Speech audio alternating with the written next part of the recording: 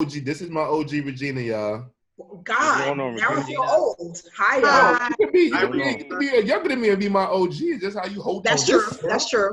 You're right. This Zoom about to be fire. Okay. So we about to get going like right now. Like I'm ready to go. So welcome to Late Breakfast. I am Torian B. And I am First Class Reg. And this week we have a lot of special guests in the building. We have my girl G Easy Regina. Hi. We have my good brother right here, Mr. Travis Dawson. Hello. We got my man Don Pleasy in the building.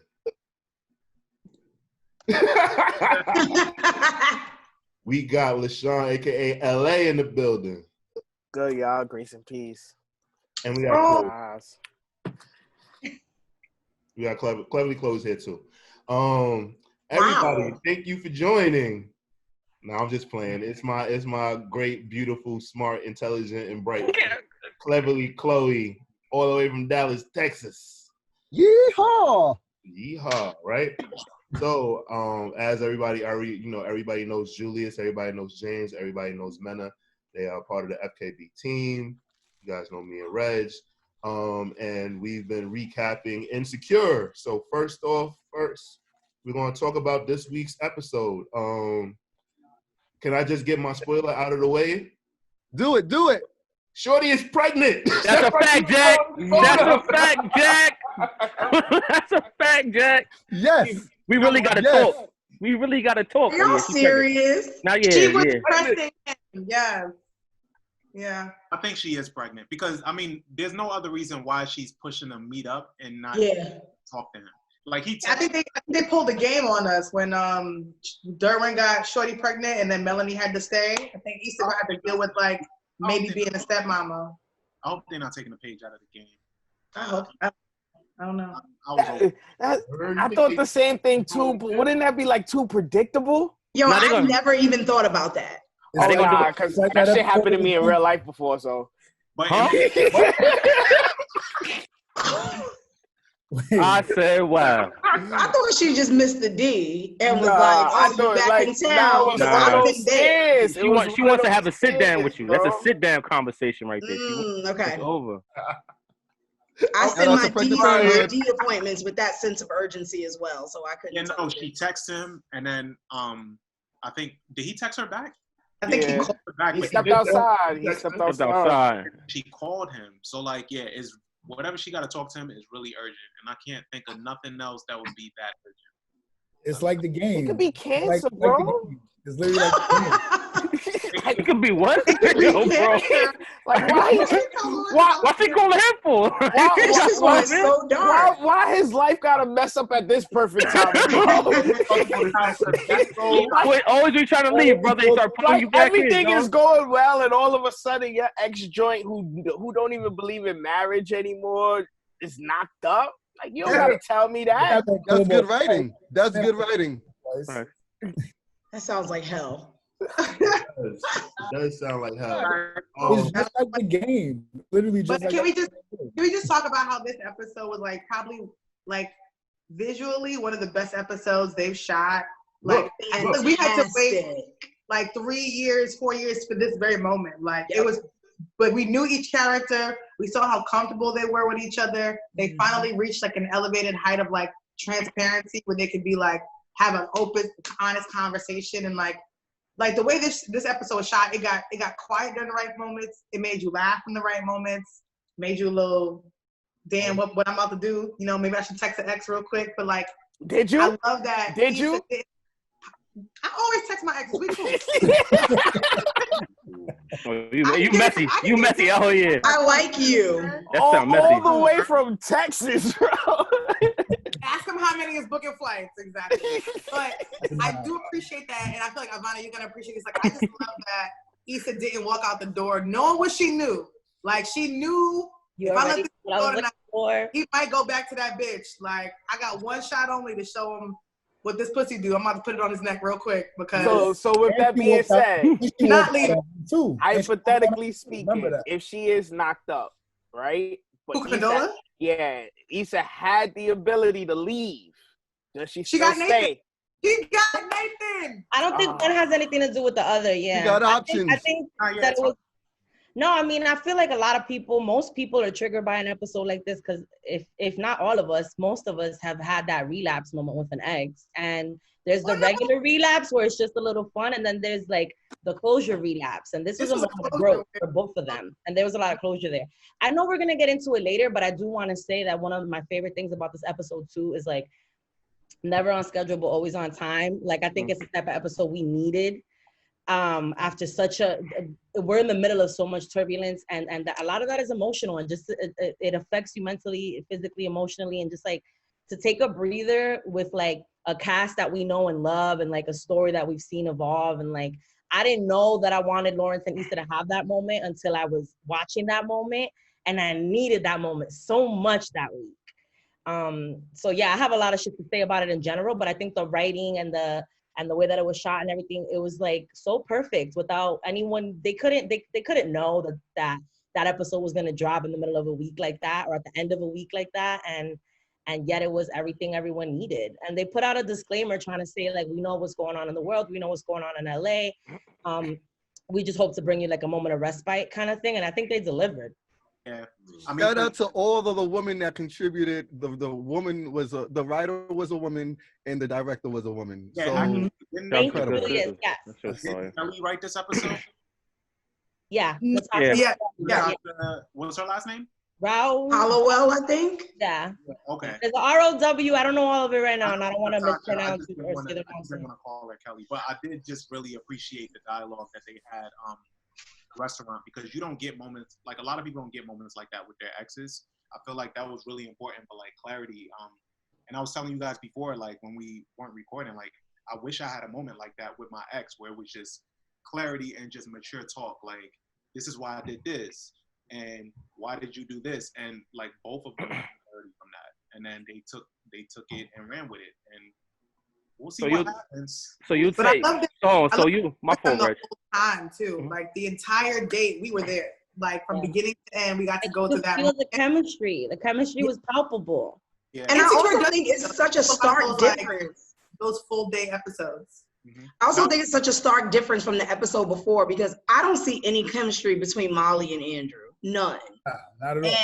And right? Thank you. I don't see any. So I just saw a stark difference between people who are like, who know each other, who get it, who are supposed to be together, versus these people. Maybe it's because it's early and they're trying to figure it out. But the difference with those episodes being back to back was so stark to me. Yeah, that's Molly takes another L. Wait, I can't stand her. Oh no, I was gonna ask y'all, fellas, would y'all say what Lauren said? Like, oh, would you say it was my fault? I was going through some shit. Fuck no. Okay, I was asking. Okay, I want to know because I wouldn't do it. I wouldn't do it. Not me. I'm mature sometimes. I wouldn't say it. So I mean, why can't you take equal parts of a downfall relationship? Nah, it's all your fault. I didn't do anything. Hold accountability. I didn't push you on another man's penis. I didn't push you on another man's penis. I can't be accountable for that. I think it all depends. It's a case by case scenario. It depends. Like you got to do growth outside of the breakup. And you're gonna reflect and think about certain things where you felt like you were so right, and it might switch up. Like years down the line, you'll look and be like, "Damn, like why did I do that?" You know, like you get clarity after shit. So like, I think it's a case by case scenario. Like it's just different. So the best thing I've ever done for myself with my past relationships, and it took a lot of growth and time and introspection, but the best thing I've ever done is learn to identify where I fucked up and the part that I played, and then forgive myself for that. And I think that makes you like end up in better circumstances moving forward. So it does. I never had closure on my ex. I had to forgive myself, and that's how I understood what needed to happen. And it happens. It happens like that sometimes. Not everybody gets closure, and I think that was another great part of this episode, to see that maturity and see them be able to get that. Like Issa's walk home, it was very much, she's good with it either way. Like, we got our closure, we had fun last night, we can move on, or we can see what this looks like. It's like, either way, she got what she needed to move forward. And she owned it when she woke up. Like, when she woke up, like, she led that morning. Yeah, that was her shit. That's what people don't see. Like, she's like, all right, have a good day. Like, yeah, she was like, all right, I'm out. He's like, I'll take you home. Like, nah, I got it. Yeah. There was no like lovey-dovey. Like, there was no let's get back together. It's like, yo, did this. Let me go keep figuring myself out. We'll see what happens. Like, it was almost like if she would have, they would have woke up in her crib, she'd have been like, all right, man, you got to go. Right. You got plans today? And I'm so glad that she asked, what if I wanted to stay? Because I wanted her to stay. So she was in her bag when she said that. I'm not going to front. So I want to say she had just come back from the bathroom doing her little hoe bath. She knew her pussy was clean. She was ready. I'm really fucking upset that Lawrence chose to call her back while Issa was still in the house. That's respectful. We gotta be respectful, man. You want to see what the conversation is gonna be about? Thirsty. Nigga stepped outside. That nigga respectful. My man potentially could have double dipped that night. Yo, high key. I ain't gonna high key, bro. He wanted to do. He could have double dipped that night, bro. Why is he got to 3? Text history blank. Like, I think that's so sad. Maybe he deleted her. Maybe he cut off. It's a new phone. No, it's not. No, new phone. He doing some dirty shit. It's a burner. New phone. Context got to transfer over, man. Shout out to TSA Bay. You know the iCloud be fucking. TSA Bay was so out of pocket, Julius. Thank you for bringing that. Yeah, he was a little bit. Nah, he was with a whole date, bro. He was with a whole date wilding, like. Y'all are both on dates. Like, oh, I used to hit that. Nigga said we used to get it in. I'm like,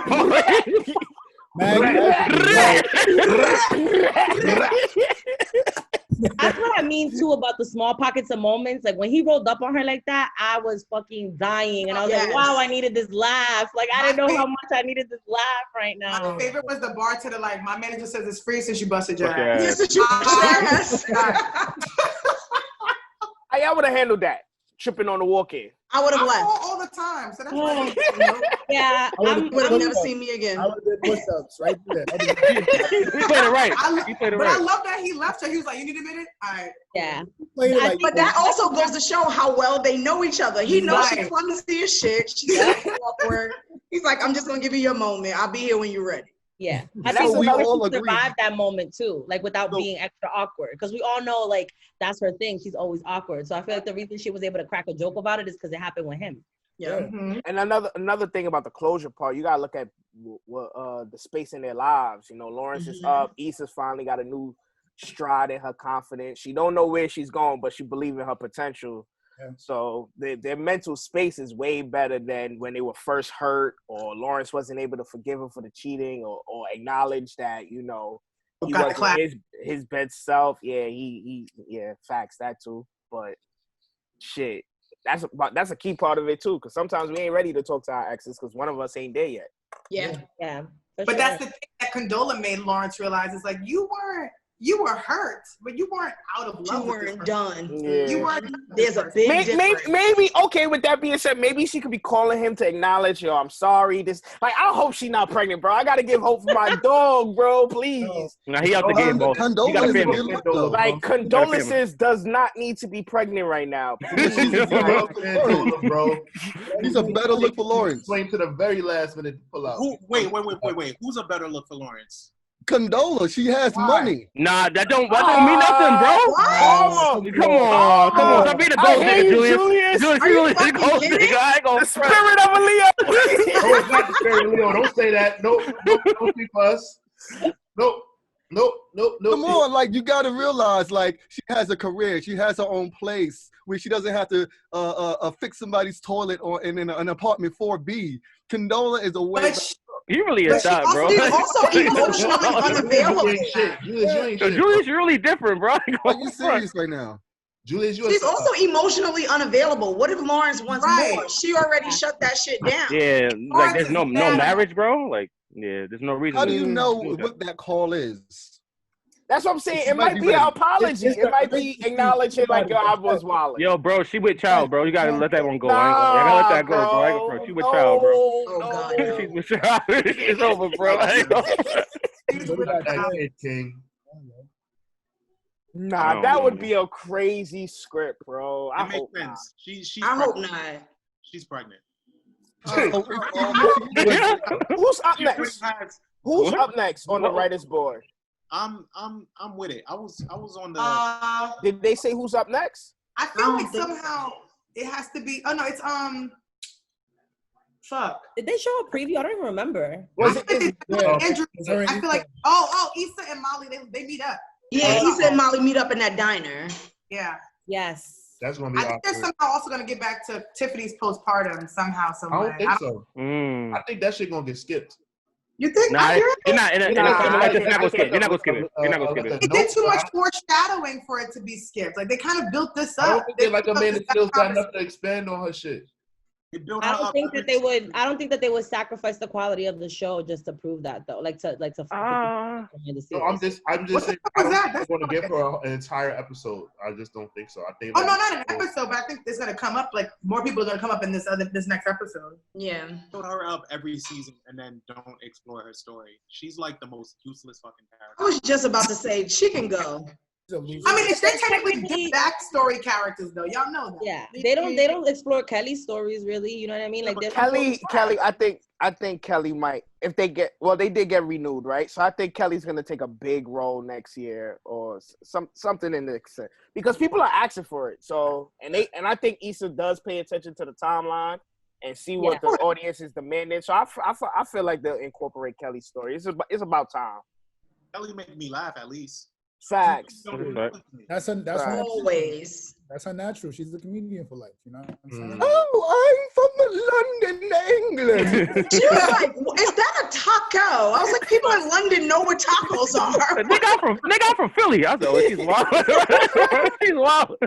Wow. Her accent was so good. It was perfect. I commend Lawrence for keeping it as real as he has he's been really transparent with Issa. And he didn't need to tell he has nothing to lose at this point. He didn't need to tell her, like, Condola's father. She wants to talk, this and that. Like, he's been super transparent about it. Like, oh, yeah, that's he Condola. played the delusional card. Women like that shit. Yeah. You pretend like you don't know what the fuck is going on. Nah, I think you manipulative, bro. You got nothing to lose in this situation. Like, no, I don't think he went into it. But I think at the end of the night, I'm gonna smash Issa. I'm gonna get back with Issa. Yeah. So when you, it's the point where he told her, yo, you could go. Like, if you uncomfortable, after he got off the phone with Shorty, it's like, yo, I've got nothing to lose here. And like I said, he probably could have double dipped if he wanted to. So he relax, okay? Everybody's not he's not that guy. Could have caught the three. He could have caught the three. That kind of guy. Yeah, that's not his MO. That was one of the best episodes. When he was going through his hose phase. You saw the potential. He does one at a time. We've seen it. But Lawrence isn't built for that. It was empty to him. He was going through it. He's not doing it to do it. Yeah, Lawrence needs some sort of connection. He's one of those dudes. He's mad emo. Who said that? Damn sure wasn't nobody over here, boy. Wasn't me, boy. It's interesting to me because Lawrence, since the breakup, during a time when you maybe should probably like be exploring, like kind of being by yourself, that whole phase was not like him being by himself. Like Issa's been in spaces where she's dealt with like nobody, like literally been by herself, dealt with her shit. Yeah, started the season. She's done like her work. You know what I mean? Lawrence still hasn't done the work. He's still going from like TSA, babe. What you mean? That's just dick. She wasn't invested in him. That's just dick. TSA babe was dope. He was very supportive. TSA took hard sexual criticism. I commend that nigga. Oh, he took it like a G too. Took it like a G. Kept trying to fix it. Is this better? Okay. That's not all. Y'all, constructive criticism. I like it. I did some investigating on IMDb, y'all. Kerry Washington got this next episode. She's gonna direct. Yep. Washington directing? Yeah, they did talk about her directing. It's gonna be a lot of I got there, Kerry Washington. I was about to say it's gonna be all team. Boy, time to switch up the topic. We started out on a high note, but I mean, well, it's we're getting there, but as you know, George Floyd lost his life, and we all watched it on social media, on our phones, on TV, and it has started what many call a revolution, and around the world, not even in like just New York City. Like it started a revolution. a lot of people are hurting. A lot of people are trying to figure out what to do. A lot of people don't know what to do. A lot of people are confused. And today there was, there was a music stoppage. There was a blackout. And at first I didn't know like what exactly was going on. So I had to like ask like people like, yo, like what exactly is happening. And when I woke up this morning, I saw that some people still wasn't sure. Why? Because it was explained to me that music videos drop on Tuesdays, so that's the beginning of the promo run for music to be dropped that we receive on Friday. So a lot of I forgot the girl's name, but she used to work at Def Jam. I think her. And she's at Atlantic now, right? I don't know where she worked, but I know that she used to work at Def Jam. And so she's the one who came up with the music industry stoppage. And you put up a black square on your social media, and then you put the hashtag Tuesday music shutdown Tuesday. And I guess like we're trying to get started now. I mean, now there are just things that are we're starting to see like what's going to happen. So now like there's curfews in like every state. Over the past weekend, it's stemming from over the shooting past, right now. Yeah. Over the past weekend, a lot of people, like there were peaceful protesters, and then there were people who started looting, and then this is how we got to the curfew now. And now like things are like still happening, but the message is still being sent out there. I had to have things explained to me because there were things that I didn't understand. I felt like the looting was kind of like OD, but it was explained to me like what is a material thing to a life. So once that was explained to me, I let it. I was just like, all right, I get it. I want that message to be heard. So I'm not gonna stand here and say, oh well, what about this? Like because I was saying like, yo, we look crazy, but it's like, I mean, is we look crazy or we dead? I hear that, but the black-owned businesses try to preserve those, bro, because that's counterproductive to me.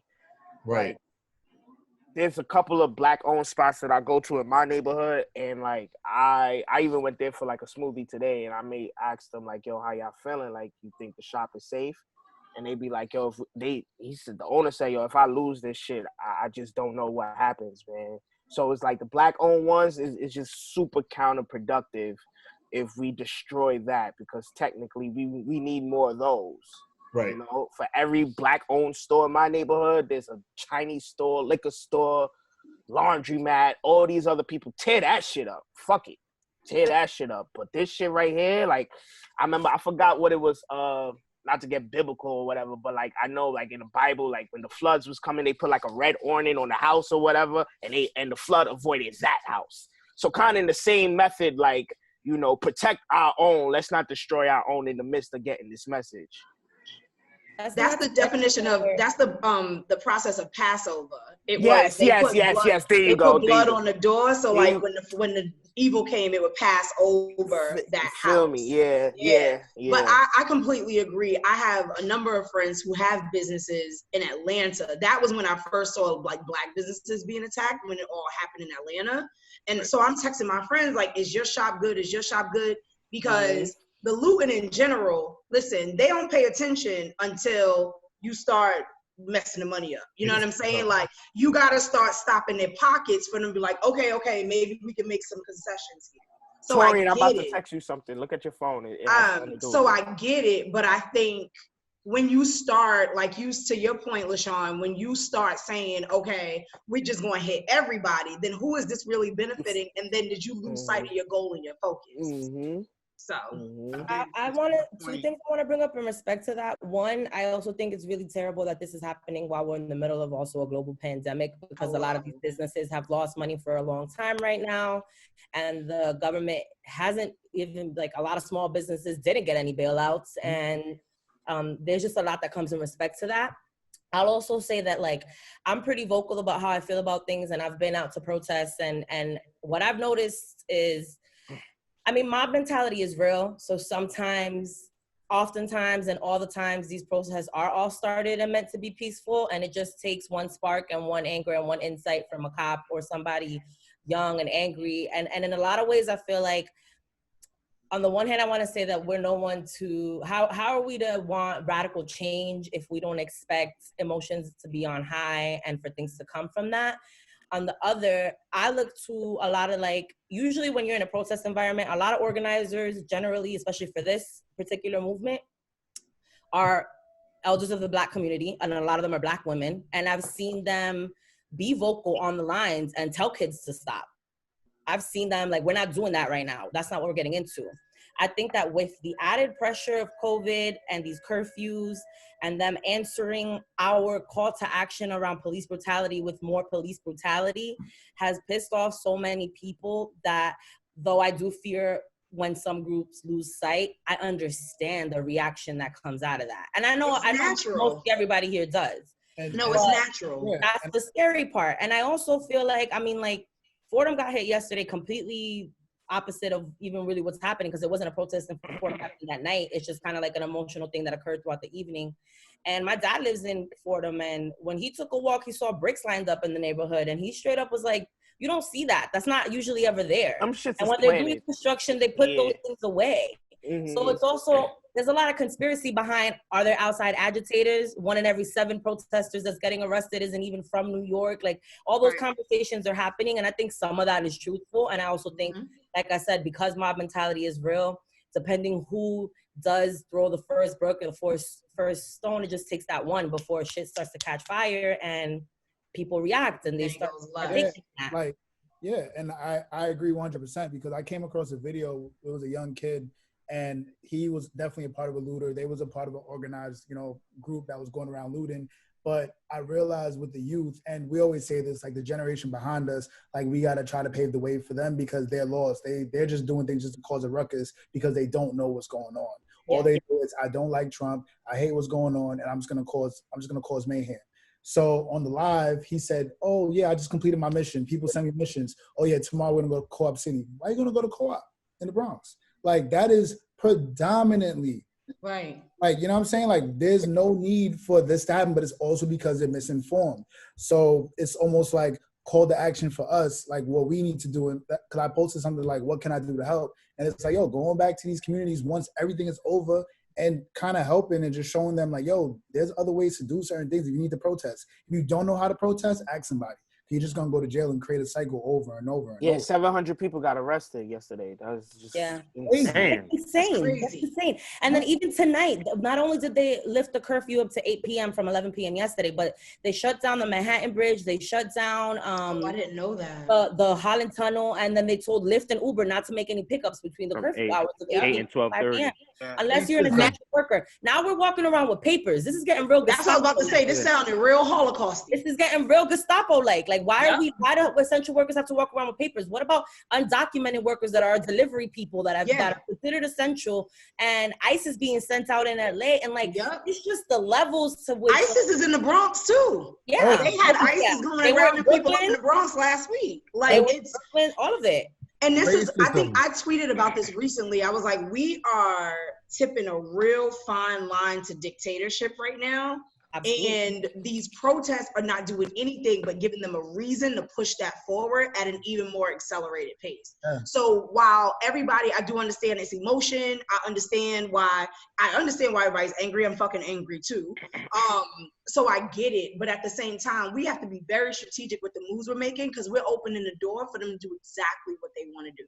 It's about shut it down even crazier. It's about staying focused. Like, I think, and I spoke about it I posted something maybe about an hour ago about, like, that's the biggest thing that you're hearing about in our community, about the looting, the riots, Fordham getting hit up, all these places getting hit up, and everyone's losing sight on like what the true mission is, and like what the true protesting is, and what's the reason why we're doing certain things, and it's just we need to get the focus back. So it's like, for me, when I'm like, excuse me if I'm not too busy focusing on the looting and the rioting. Do I like it? No. But at the same time, I am not going to detach my feelings from the fact that a man was killed last week publicly, and we need to keep pushing on it because that's what they want us to focus on. And I'm not going to focus on that. It's amazing that... Go ahead, Chloe. I think Cuomo brought it up best today when he was addressing separating the issues. He's like, you know, basically there's protests that are happening, and then there's looting and rioting that's happening, right? Then there's also the COVID pandemic. These are all three separate instances, right? People who are protesting or focused on that, they're not the ones that are looting and rioting in the streets, right? And those are people who are just born opportunists, born agitators, have nothing to lose. They see an opportunity to take it, they're taking it. I think it comes down to, I wish, and this is where during a time where I wish Nipsey was still here, because I feel like we need to take back to the old adage of policing ourselves. Like Nipsey was a neighborhood Crip, right? And I think that we kind of always kind of been pushing that narrative along and keep continuing that message, because neighborhood gangs, neighborhood Crips, they protect their hood. And I'm looking for all those niggas who have joined these organized street affiliations. This is the time we need you, not when we're supposed to be a brotherhood. That's what y'all joined for. Y'all joined for your block and your hood to protect the hood. This is your hood. This is your community. Protect your community. Why are you not policing your community? Why is anyone that's coming uptown in a hoodie with a white undertone and black gloves and an all black hoodie able to pick up a brick? We know who's in there that's in these neighborhoods that doesn't belong there. Like, you can see them clear as day. And that's my problem with us as black people. We put the power in everybody else's hands. We see how they police us, so fuck them. Let's police ourselves. And that means governing ourselves with the level of discipline and dictatorship. But I hate that I don't see all the street niggas when it's time to be street and be gangster to an enemy who oppresses us. No one's gangster in the street. Yeah. They rather fight. Why are we not fighting the common enemy? They rather fight somebody that look just like them.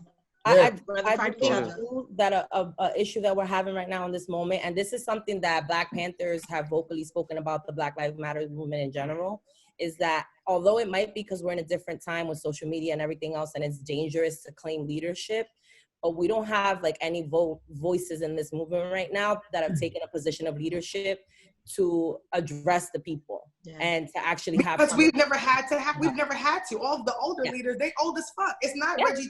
It's not like you know, Al Sharpton's job anymore. We have no new leaders because we haven't had to go through anything like this in our generation ever. That's why I think everybody's kind of misinformed and looking at these celebrities for guidance. Stop looking to these people for guidance. These are not. It's us. It's us. Like. It's literally us. Like, we are the voices. The fact that mainstream media is so prominent in social media, like, this conversation is what's going to lead the charge. Like, granted, all of us are not going to be in front of packs, you know, hidden protests every single day and doing things that we need to be doing.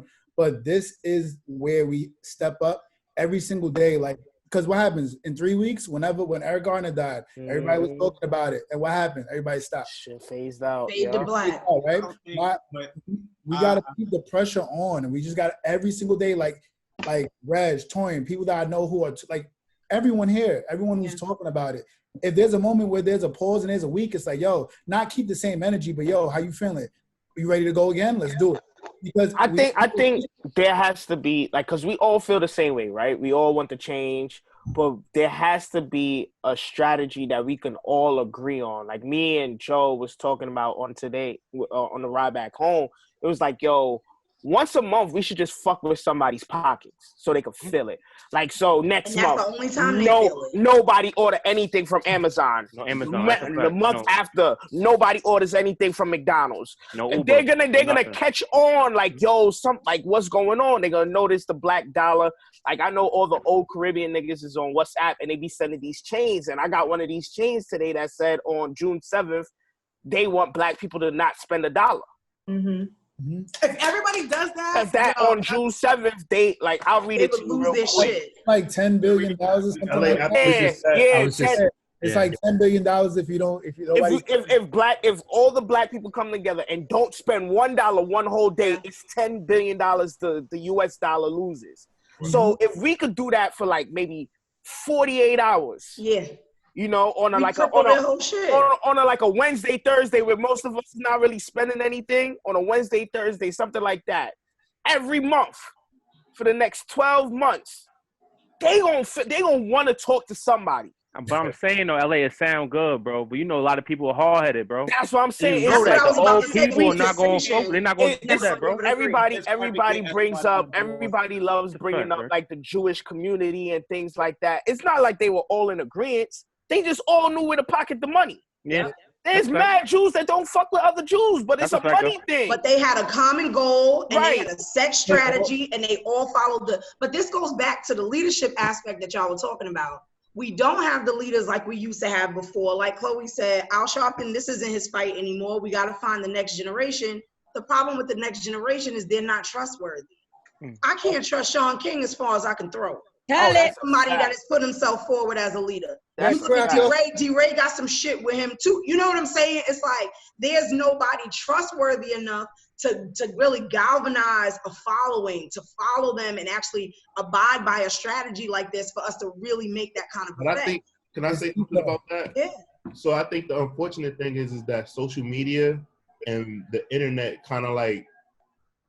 is a good and a bad thing on that, right? Curse, for sure. Because like all of our past leaders, like, you know, like we find out shit about them and we like, damn, they had some shit with them, but like people respected them, right? Like obviously all due respect to Dr. King, but like there's shit that came out about him that like people are finding out now and they're like, damn, he was an adulterer or, you know, like a womanizer and shit like that. We're human. You always gonna find something negative in somebody's past, but are they worth following is all you care about. Right. So that like with somebody like D-Ray or somebody like Sean King with the certain things, sometimes like they like I feel like they mean well still, right? Nah, not Sean King. I'm not gonna say that about Sean King, dog. Maybe D-Ray. I understand what you're saying, though. I understand what you're saying, though. So here's the issue with that. The stuff with Sean King is directly related to his activism. Yep. I can't follow somebody where every scandal behind you. Donations. You know what I'm saying? Is you like taking advantage of people's pain. I can't fuck with you. Yeah. D-Ray maybe. The intention is there, but the lure of corporate and the more money, you human, I see it. But Sean King, nah. Fam. I think more people need to tell that story about Sean King because after anything that happens that's bad related to black people, they tag him first. There's nobody else they tag. Yeah, that shit is like, yo, bro. Because he's positioned himself. Like, I know y'all see the shit we see. Bro. Like, how are y'all ignoring this? A lot of people haven't. There's like this divide in the internet itself where like we curate our timelines. So we're deciding the information that we intake. And when you're following a certain tone of voice, you know about Sean King and his indiscretions. But there's a lot of celebrities, there's a lot of white America, and there's a lot of people that he's been able to corner himself in with that don't know these things about him. They mean well, because that's why they post him, because they mean well, and they don't really know what he's about. And so it's true, we have to continue pressing that message. Because listen, I do marketing and PR. And I'll just be trying to just get the... Nah, it's okay. You still I know better. You good, I just want to make it clear. I know better. I'm about to tweet your Torian's pro show. Donations. No, I was gonna say I do marketing and PR, and I just think I don't know who his PR person is, but they are fucking pristine. They are because he is able to dodge the bullets of every scandal like fucking Neo and Matrix. Yo, Torian, I don't know how, but he still comes out able to scam more money. Torian sent him a Virgil. It's over, bro. No, don't get me talking on Virgil. Another skill. Why we can't follow Dr. Umar? So another. No, that's my brother. I put my dashiki on. I might put my dashiki on. Let me tell you something about Dr. Umar, bro. What's up? He said, "What's up, sweetheart?" I thank you. I appreciate it, sister. I'm like, yo. They said a dead clock is right twice a day, but when twice a day. He been right a couple times. He right. He hit the nail on the coffin sometimes. It'd be like he say two things right out of the whole month, and it'd be like, yo, damn. Like, but it was right. Hell no. Come on. I say we follow Dr. Umar. Right. Nah, I feel about him the way I feel about Amanda Seales. I don't like her as a human, but sometimes she be making points. Yeah. Making points. Sometimes. I be like, damn, girl, you're twice a day, boy. So another thing that has been circulating is like we're finding out which major corporations and brands are supporting like donations to Trump. Basically supporting like the police department and institutions that like are pretty much made to oppress us, and it's really hard. Like, you know, when everybody was saying boycott Target, if you know me, you know I go to Target like every day. I love Target. I did it though, but it's hard. Because it's like a a part of real your op, everyday bro. life. Yeah, I ain't gonna front. Torian, bro, what's going on? You sound You looking shaky, baby. I ain't gonna have to bleach yourself, brother. We're gonna You have to might have a conversation after this. I've never been into Torian in the neighborhood more times than I have at that fucking Target. Torian, you looking real Stacey Dash, boy. I ain't gonna front, boy. I didn't say I'm mad. That nigga love Rockefeller, bro. You never know, bro. I love Target too. Fuck out of here. I go there all the time. Damn, like y'all niggas don't like Target. I'm just saying, like when I heard it, that's a part of the strategy that I was talking about. Some of the things that we gotta pull back from, we really love, Really like Wendy's. Like if niggas say, yo, Amazon. Amazon, I ain't going for an Amazon. That's why see, that's what I'm saying. We can't have nobody waver, bro. That's no problem. And Amazon literally are everything I stand against. Like if somebody say, yo, Bath and Body Works is out of here, I'm gonna be hurt. Bath and Body Works. Bro, like you ever smelled champagne toast candle? I'll be hurt too, bro. Listen, I got a vanilla wallflower in my house right now. So that's gonna hurt, but at the same time, we gotta do what we gotta do, bro. Yeah, no, you're right. That's right. So let me just ask you, because these lists of these corporations that are in support of Trump or whatever, that shit ain't new. Like we saw the New Balance, Under and Chick-fil-A, all of that shit. It's not a lot of names. Well, Waffle House just came out with a statement that they didn't. No, but listen. So we turned a blind eye to it like years ago when Trump first got elected, and that list came up. So when I saw it today, I was like, all right, like what's the big deal? Because we've been new. We just carry on with shit.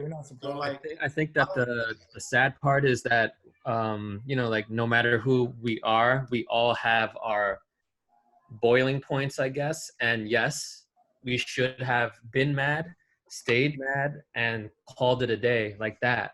But unfortunately, that just hasn't been the case. People just get mad for a minute and then the shit fades, get mad again, then the shit fades. But, like I feel like in this situation, something definitely hit different. I don't know.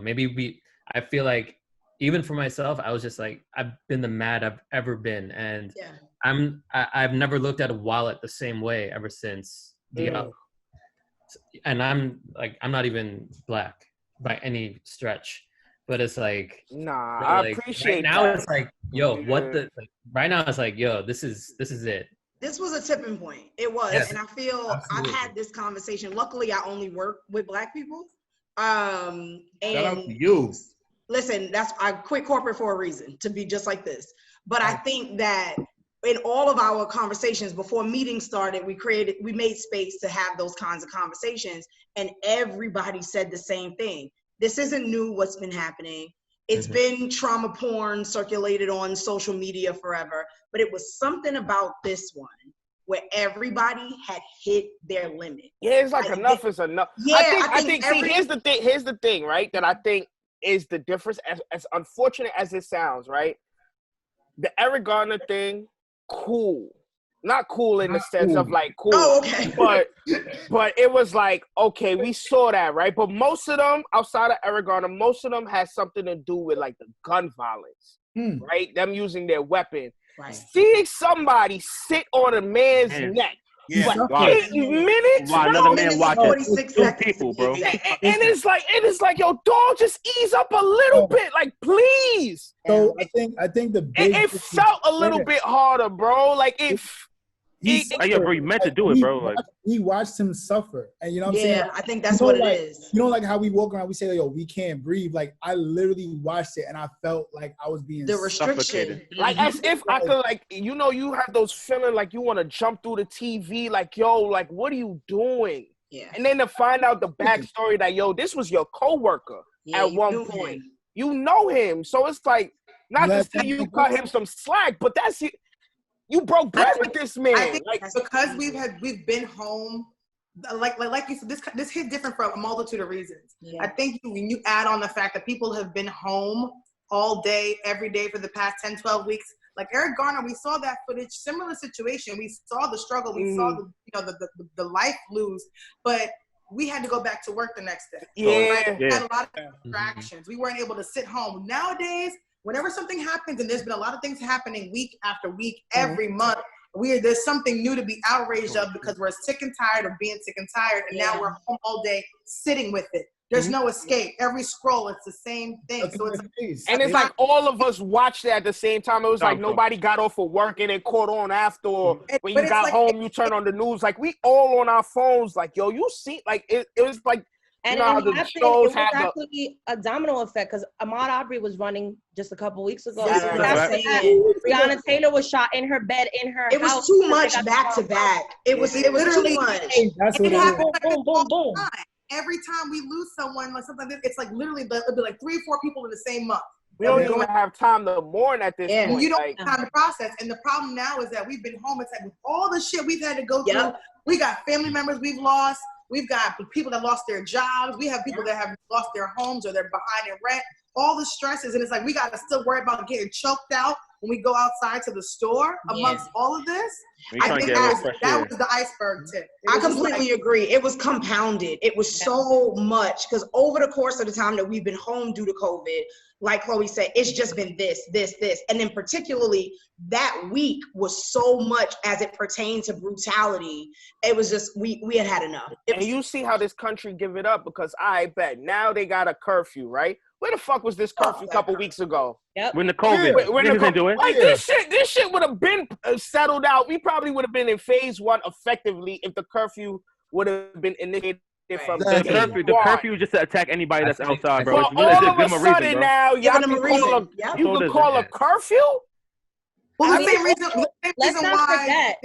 let's forget for one moment that all the radical, I'm sorry, I don't even like that word for them. They protested a virus. Protesters that wanted a fucking haircut and wanted to hit the fucking Foot Locker or whatever. Oh, I can't go to the gym. AK-47, the national steps, city halls, in front of faces with cops, not the pushback. But we're getting tear gas so that the president can cross the street to take a picture in front of a church he's never been inside of with an upside down Bible. He tear gas priests to be able to do that. Like, are you kidding? What added to the anger was the fact that throughout the pandemic, this country showed its whole ass. That's what it really was.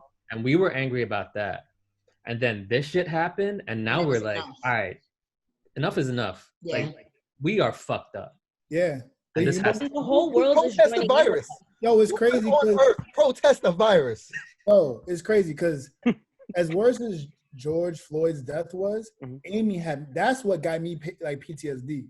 Like homegirl in Central Park, you know what I'm saying? Like, you know how many people get killed? Like, and I sound like a broken record saying this over and over and over, but I think it's important. Like, y'all, like when people see that and it's like, okay, cool, you know, he survived that. I was like, you know, when you go through that personally, it sticks with you. Right. Imagine if it's because you know how left it could have gone. I got chills watching her voice change because that was intentional. That was some evil shit. It was like she was turning on a superpower. Yeah, she was. The superpower of white privilege. But you're seeing it every day now, like the guy who was trying to leave the rally and Shorty's in front of his car and won't budge. I can't imagine if that was me, bro. Lord strike me now, I'm running her over. I don't give a fuck. I do have an important question. Grand Theft Auto. Let's go, and I'm changing my plates the next day. Fuck that shit. What's your question? What's your question, Reg? But like, so mentally, like, this is fucking us up, right? Just being in tune with everything and feeling the need to know everything. Yeah. So are you guys finding a way to like kind of break this up as far as like your intake? Like, what's your limit? How are you limiting yourself? Because that's really important. So for me personally, I stopped watching the videos months ago. I don't watch any of the videos anymore. I don't need to see a video to know that they hate us. I don't need to see a video to know that they're going to inflict pain and kill us. I don't need to see that. with this particular situation, and Torian can tell you, because I do social media for a living, I'm always on every platform. That's it. I have pulled back completely. Like, I've tapped out of these different platforms for days at a time, because that constant barrage of these updates, and then your president is tweeting, and then they're running over protesters in the street, and then it's too much. And I know what my limit is. And like Tuesday of last week was my limit.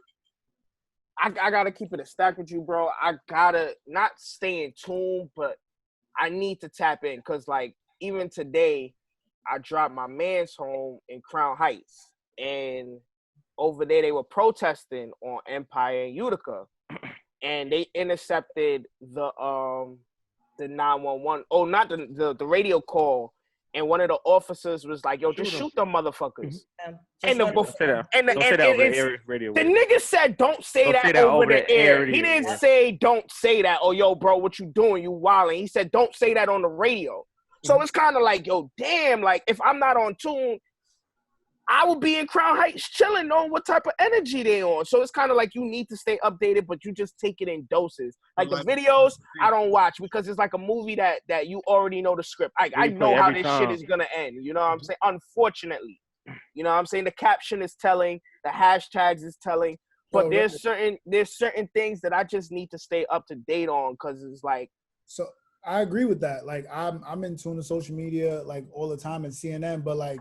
To kind of answer your question is different, because mentally you can't escape it. You know what I'm saying? Like, you're stuck with it, and it's living inside of you, like knowing what happened, what could be. And as much as you try to tear away from social media, like, I mean, I go to Black Lives Matter posts just to feel like happy. Sometimes I just do it just to like see, like, when I can't be outside, like I look and see like what's going on outside, and I'm like, yo, like, yes, like something good is happening. But once I'm done, there's a minute where I'm just like, but yo, damn, son. Like, I'm going outside right now and I gotta pray. And I do it all the time. Yeah. It's to the fact, like, I know you try to find like happiness in it, and I'm a part of the collective. Like, I know there's like a huge people that say, yo, stop hugging the police officers or stop. But I'm going to be completely honest with you. That shit warms my heart to see some of them. Hell no. Let me finish. Let me. Hell no. You do not hug your oppressor. Y'all. Let him go. Yo, he's going. Let him talk. Because here's the thing, right? It's like, we got to choose what we want in this. Is it like, yo, they say good cops you can't be a good cop if you see what's wrong and you ignore it. So, for example, the cop that pushed the girl over and the black woman wild on him for that. I'm like, yo, finally, like, I loved it. That shit made me happy. You know what I'm saying? That one and the dude that quit. He quit the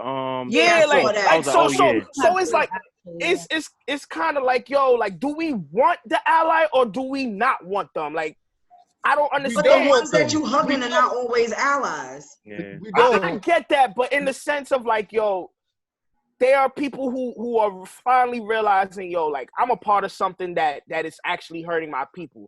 Like the black cop who told the other cops to shut the fuck up and let them protest. Like, stop wilding. We need that because he shut the fuck up. So it's kind of like, yo, you're not gonna go against your sergeant in front of you. Right. You know what I'm saying? So it's kind of like I'm on the fence of like, okay, I get it. We don't need to be hugging and shit like that.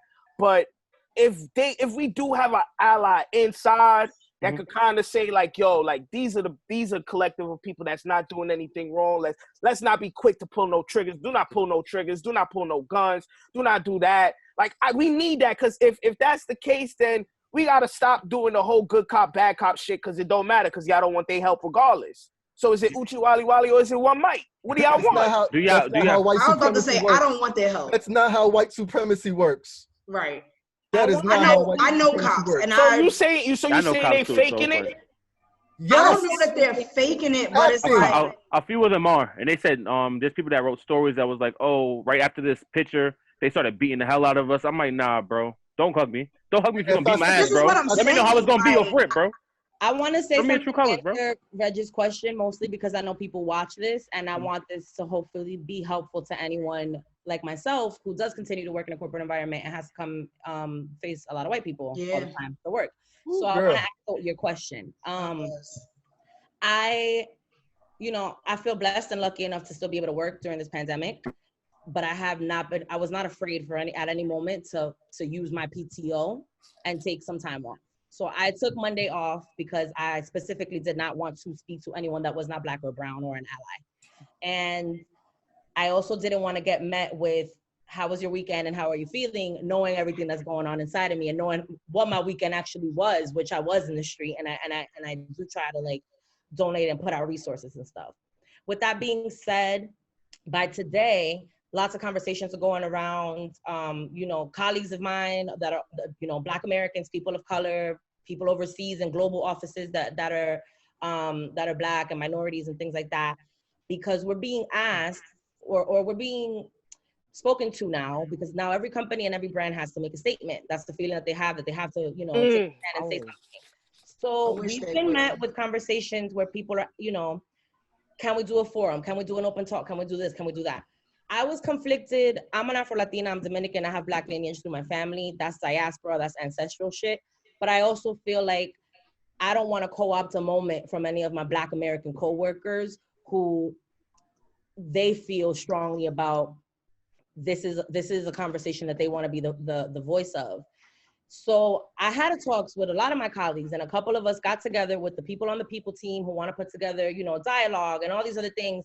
And we decided, and we were clear to them, and I only took a seat at the table because I was invited to say that, like, as much as we appreciate whatever they are trying to do and say, it's not our business or our job to educate them on something when there's already so much information out there, and this is something that's been going on for so many years. So while we do want to help direct that narrative so that it's not in the wrong hands and it's not given to us, our other employees globally across the company, we do want to let them know, like, here's some resources, call us if you need to check the pulse, but it's the white person's job to dismantle white supremacy. So you guys need to figure out how you want to handle this as a company and what you want to do about that. And I feel good being backed up with fellow coworkers and being able to take that stance and have those conversations. And I know not everyone has workspaces like that, but I encourage anyone that is called in that way to have those conversations, or can be in a room like that, or works closely with the people team, or has a company that does diversity and inclusion but isn't really stepping up to the table. I encourage them to help in whatever capacity they see fit, but don't do the labor for them, because we're dealing with heavy emotional and mental labor right now too. And that's not our job. We're fighting a whole other thing. So how do y'all feel about these companies? How do y'all feel about the companies? I was just about to ask about that. Making the statements, because like, you see the companies putting the black thing, the blank black post, right? And you be like, oh, all right, there's a support. But now there's something, I just sent it to Torian. All these people, right? There's like 32 companies, right? That made a statement. And have they committed $1? I would say 97% as no. So it's like, yo, they're doing that shit just to save face to me. Cancel culture. They're scared of cancel. Yeah. It's like you see the pressure of, like, yo, JCPenney didn't say nothing. They don't fuck with us. Well, and then JCPenney do something the next day and post something. And then it's some bullshit. They say Shady Records did it, but Eminem personally is donating $200,000 himself. So I guess that counts for Shady Records. Well, prime example. I said what I said, because I know that's not an easy conversation to have. But one of the things I asked of my company today was, I said, you guys do donation matching. You guys do donation matching when people want to, give it to rescue puppies. So we need to donation match right now. Like, you need to encourage everyone that wants to give money to the NAACP or to the National Lawyers Guild or to bail bonds. Like, if employees want to donate to that, and if that's one of the things that they want to do right now, you should be matching our dollar. You should be giving more, but the thing to do is match. For example, like, a lot of these companies are full of shit. Even So when I see the post, for example, WWE posted a statement. Meanwhile, in the Undertaker's documentary, when they're interviewing him, throughout the whole thing, he's wearing a Blue Lives Matter shirt. So. And Randy Orton just recently realized that Black Lives Matter. Yeah, they're absolutely Trump supporters, and I didn't know that from Undertaker. But no, like the WWE, like, that's always been known. Like, Yeah, they fuck with Trump heavy. That's why when all the wrestlers were speaking out, everybody was so surprised because they were like, especially Randy Orton. Yeah, they were just like, whoa, coming from you. It was similar to like that Taylor Swift tweet. I was like, okay, we're living in the upside down right now. But I'll say this though, a lot of the newer wrestlers, they're more in tune with the culture than a lot of the old school wrestlers. Yeah. Like that's the one thing that I would say is different. Because and I will say, I was caught off guard because I never, like prior to this, I never knew what a Blue Lives Matter flag looked like until I was watching, and I was like, yeah, okay, so what does that mean with the blue stripe going through I've never seen that flag? And I Googled it up and I was like, yo, that's the Blue Lives Matter symbol. Like literally an American flag with a blue stripe, like right in the middle. Crazy. While the rest of it is grayed out. I think my frustration with all of that, and which is why I've been limiting myself on social media, I come in and just convey conversations that I think we need to be aware of and info that we need to be privy to. But I can't get lost in the who made a statement versus who didn't make a statement, because at the end of the day, that's the flag. We never are going to know who people are and how they feel, because people are always one way in the public and one way behind closed doors. There are people married to people that they are never going to know the whole real them for years. My frustration, I think, is this: I just want to know, and just would rather it be upfront, out loud, who is racist and who isn't. They're not gonna do that. I'm just talking about. I'm talking about the way that I rather just. I wish it was almost a way for me to just say who you are, and I know who you are, so I can treat you accordingly. Because I think the frustrating part of this is that they're pissing on us and calling it rain. They're saying, well, we're arresting people who are out here being destructive, and the people that have these unfortunate events have happened to, it was because they did this, or it's always been because we did something, and this was the effect of not cause. And my hope is, if you're not going to police us the same way, then let's find a new level of organized people that are going to protect us in the streets, because this is not the way it needs to be done. And I'm tired of them trying to make it seem like, oh, well, not all cops are bad, and these people are dangerous. No, just say you think black people are dangerous because you don't like us. I'd rather the candor just be there up front, so we know what we're dealing with. So you know how to move. But in the same respect, Chloe, I think that is them telling us. That's their version of them telling us. Anyone? Not to them, because they still excuse it on Facebook. Yeah, but you know who they are, though. I was about to say, but you know how to move accordingly. Yeah, you already know somebody. Now, and if anything, that's one thing Trump has done for this country, is he did take a lot of people out of the fucking racist closet. That's a fact. That's a fact, though. That's a fact. That's the only thing I give him. Yep. You know that if anybody that's riding with him already told you who the fuck they are. Yep. One of my clients, I just think the way that they've designed the police structure now, it's like, I think they're realizing that the number of, because white supremacy was always going to be there. That's there. Yeah. But I think the white supremacy community is realizing they're starting to become depleted and diminished, because you have a lot more biracial families, a lot more mixed families that have been coming up since the 70s and 80s. You got the LGBTQ community. They are open for love of all and any races. So when I've been outside, I protested yesterday. There were all types of races and ethnicities outside the street. More white people than black people in some blocks. And I'm looking at them like, a lot of them are embarrassed. That's why. They are. They're fucking embarrassed. The protest, all right, let's get it. On Saturday, the protest in Harlem started on 125th, and I walked up on it by mistake, actually, and my brother and I were like, all right, fuck it, we might as well stay. And it was at least 70% white people, and they literally were saying just that. They were like, I'm embarrassed. I'm talking to my family members. They got to turn it around. I have friends who their parents have been Trump supporters, and they've been trying to knock it in their heads, like, get your shit together. This is crazy. And even their parents now are like, all right, this is inexcusable.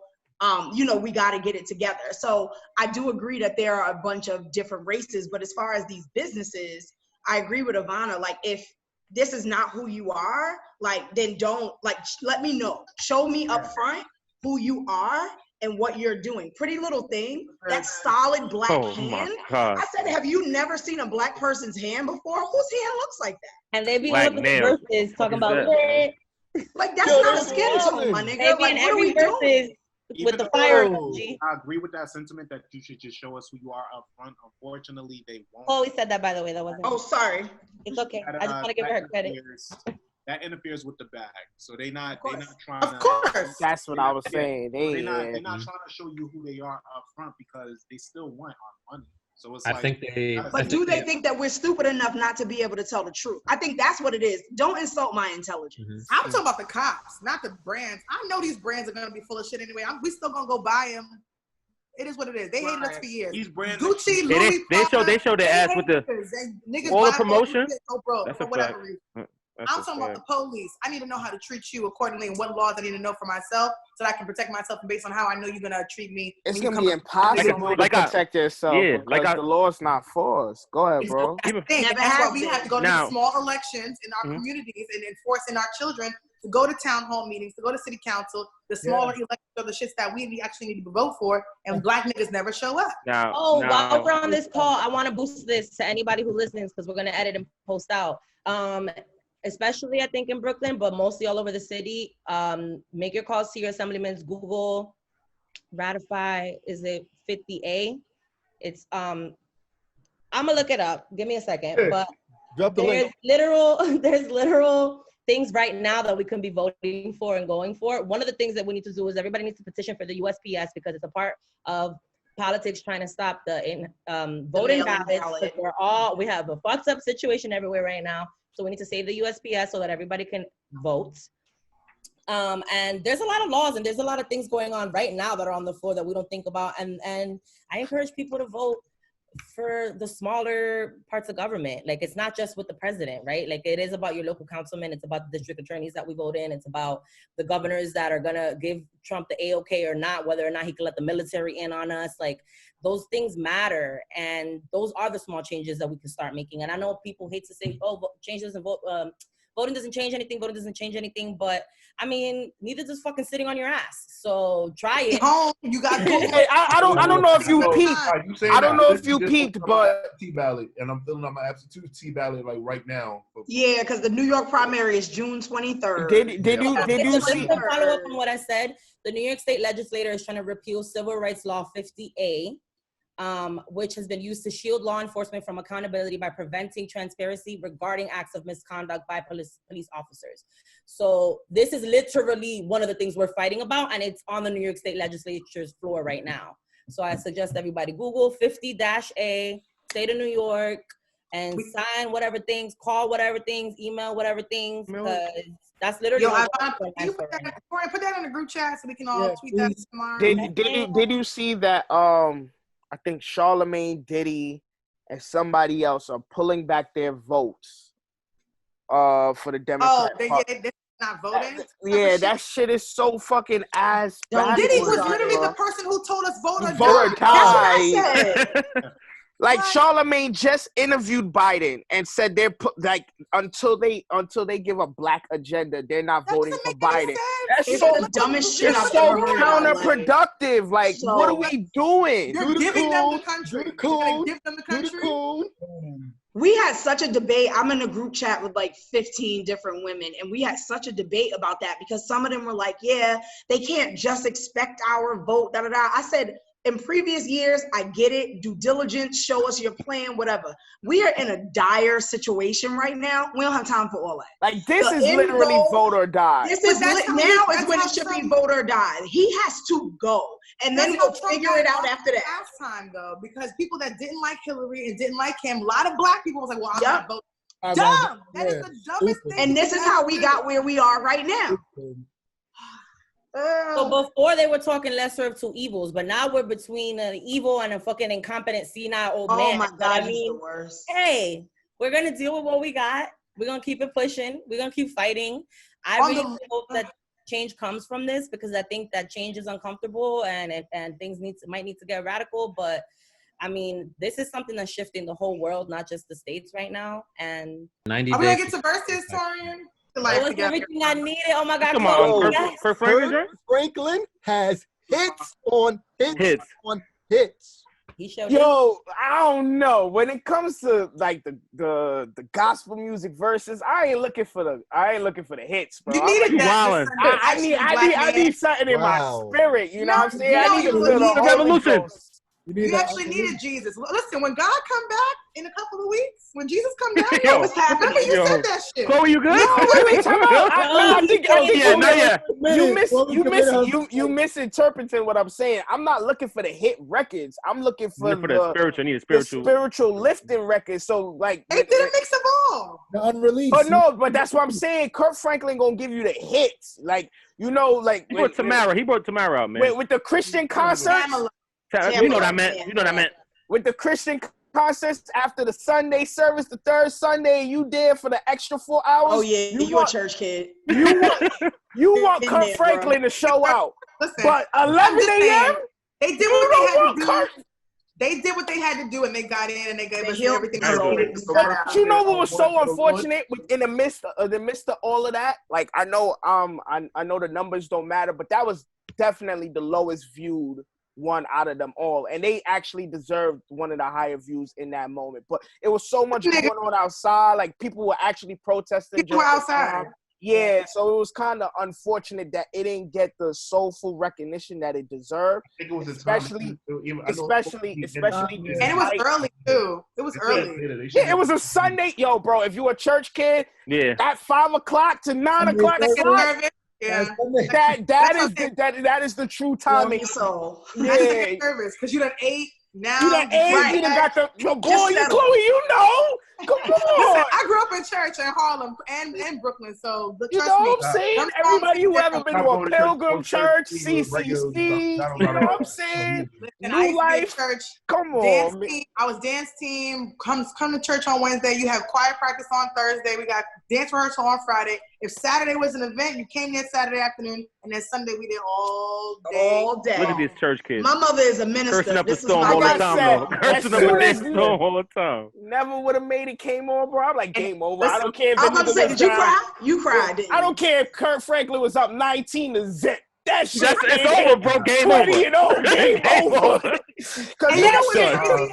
After you done sinned the night before, you made it to church in the morning on time, and you hear that record, bro. You're nasty. That song gets me though. That shit gonna fucking be up. I'm like, yo, I'm not worthy. Like, you thought you was going through some shit back then when you was 19, 20, going through our little bullshit. And like listening to those songs now, it took me back. It hit different. I'm like, oh yeah, wow. Hell yeah, bro. Wow, yeah. I need that. Time is making, man, and it's just like adult struggles need gospel. Facts, bro.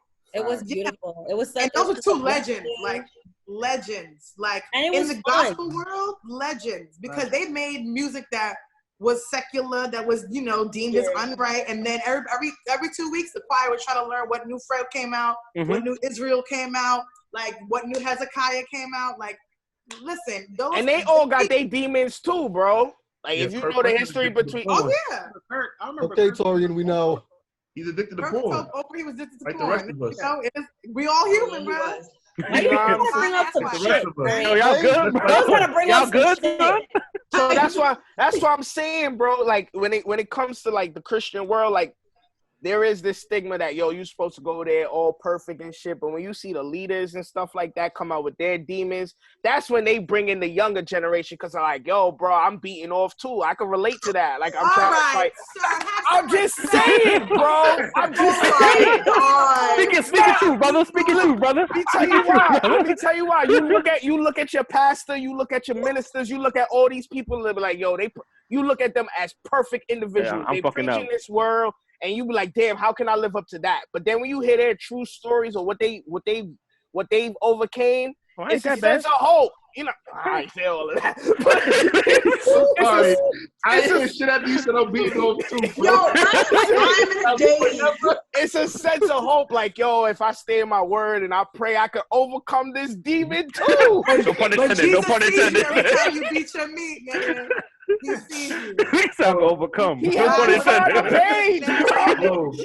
So I want to thank everybody. Are you sick? I want to thank everybody for taking the time out to come. Oh my God. No pun intended. I'm listening. We were able to talk about. We were able to talk about a lot tonight. I think it even though we did talk about the topic, I thank you guys because talking about this did lift my spirits up. I look forward to seeing all your lovely faces. So with that being said, thank you guys. I'm Torian B. And I'm First Class Reg. And thank you guys for watching. We'll see you next week. Thank you for having me. Bye. Yo,